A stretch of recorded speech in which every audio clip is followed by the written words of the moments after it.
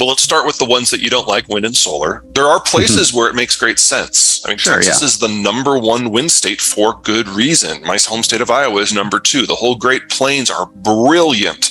And while most utilities in most zones, the idea of getting to zero carbon is laughable, in that area, it makes sense.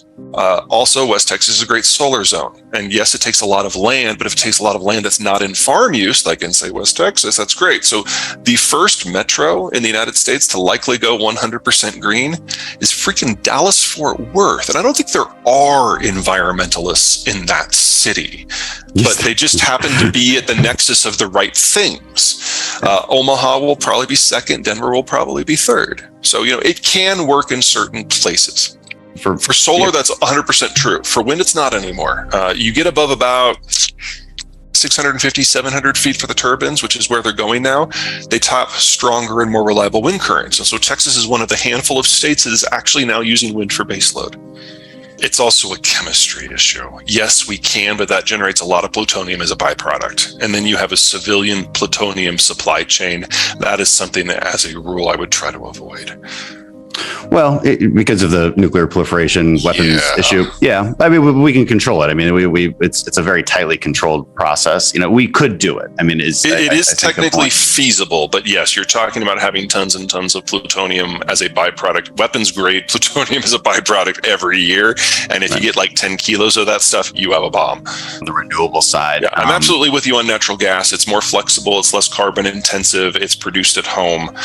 We have a methane leakage issue to solve, but that is something that everyone in the industry broadly agrees is an issue, and they are working on it. I don't mean to suggest they're going to solve it tomorrow, but it's not something that is being ignored. The big advantage of natural gas over the more intermittent stuff isn't just its reliability. It's just by definition, your wind turbines and your solar panels are not in your population center. And so the weather that you are adapting to with your energy usage locally does not necessarily match up with the production quotient that you have a few hundred miles away. Natural gas, you don't have to worry about that. Natural gas plants, as a rule, are located within 50 miles of their population center, and they can ramp up and ramp down in 10 to 15 minutes. Do we need to get our heads out of our if we're going to, again, survive in this new world? I think that the low-hanging fruit for the United States, and a lot of that is just recycling. The Japanese have shown that if you mine your own trash, you can solve about half of your material inputs issues in a relatively low-cost environment. Not as low cost as we have become used to in kind of this throwaway society that we have around the world for the last 20 years, but something that would not regenerate too much of an inflation pulse, and you'd only have to pay that once. Additionally, while there are huge restrictions on every industrial commodity, whether because the processing is China or the sourcing is in Russia or it's in Africa or wherever it happens to be, people forget that we have the whole Western Hemisphere here. And most of what we need, not all, most of what we need is within the hemisphere. Now, that, if anything, maybe requires a little bit more of a mindset shift than simply regulation at home. We have to have better relations with countries like Bolivia, which is a country that is very difficult to have a positive conversation with for anyone. But the materials are here.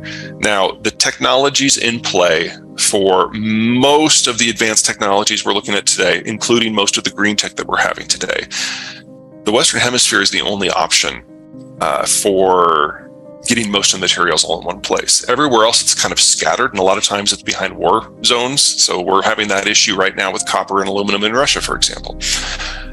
So if these are the technologies we're going to use and depend upon, you are looking at large portions of the world just not playing because they can't get the materials to make the stuff in the first place. And then there's an intermediate step we're going to have to worry about that I'm not too concerned of. Right now, you might produce the lithium in a place like Argentina, but it's processed in China.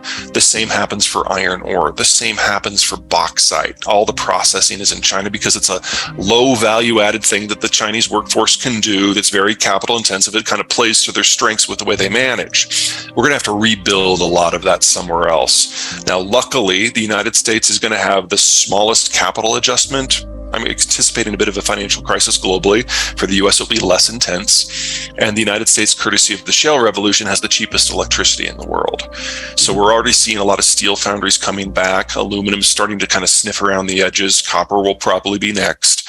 And there's nothing about lithium processing that is necessarily difficult. It just requires the space and the energy. I'm not so concerned about lithium because I don't think it's a very good battery chemistry. I would rather see us invest more in finding a better chemistry, but one miracle at a time. It was a moment in time. You need a lot of young workers, and the world is running out of those. You need a huge degree of interconnectivity, and we're probably going to see the world breaking up a bit. And you need a huge amount of capital to fund the research. And with the baby boomers moving to retirement, they're taking their money with them. And then finally, you need a huge market to apply it to generate the revenues for the next wave. And that requires an unbroken market, and that is already gone. Africa is a series of 5 stacked plateaus. The internal transport's always been difficult. And so once the world industrialized or started to industrialize in the early 1800s, the Africans couldn't take advantage of those technologies to the same degree that a lot of the rest of the world did. And so technologically and economically, they got left behind. Looking forward, it's a mixed picture. Part of it is as the global system breaks up, a lot of the African countries are going to have some of those materials that the rest of the world really needs. But while Africa is not as industrialized as the rest of the world, they are no longer unindustrialized. They can put up a fight. There will not be a new scramble for Africa colonial style. It'll have to be more in partnership. And it's going to take both sides years to figure out what the comfortable operating environment is that's going to slow everything down. And in the meantime, we are going to have global food shortages that start at the end of this year. So Africa will be struggling through this period of trying to figure out its role. At the same time, there's just not enough food. Yeah, real rosy picture, Peter. Thank you. We could probably go on for a while, but I know you got another interview, and they just called votes here in the Capitol. I hear that's important. You should probably go. It's an important